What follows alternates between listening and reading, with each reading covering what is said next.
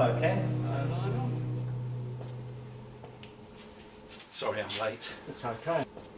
I have an idea that might be interesting, but I don't have a camcorder, and I know that you've got one with the features that are necessary to show if it works or not.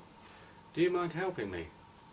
Not at all. I'm always interested in making new films. Besides, got this new camera I'm keen to try out. There may be some risk.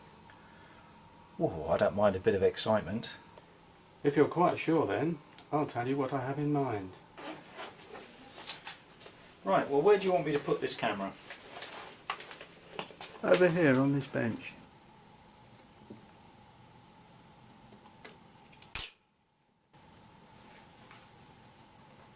You may remember from your science lessons how we explain how a mirror works.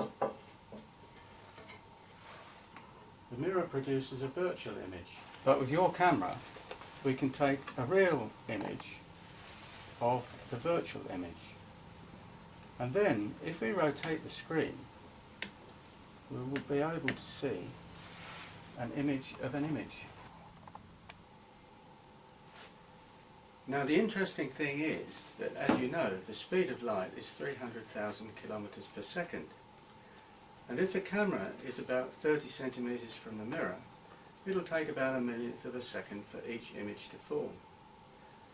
Normally you don't notice this, but in this case we've got millions of images, and so it could take a very long time. And we could get to the situation where the image in the camcorder is produced before the virtual image in the mirror is there, or even before the camcorder was there. That sounds amazing. Should we try it then? I can't wait. Here goes then. I'll switch the camera on.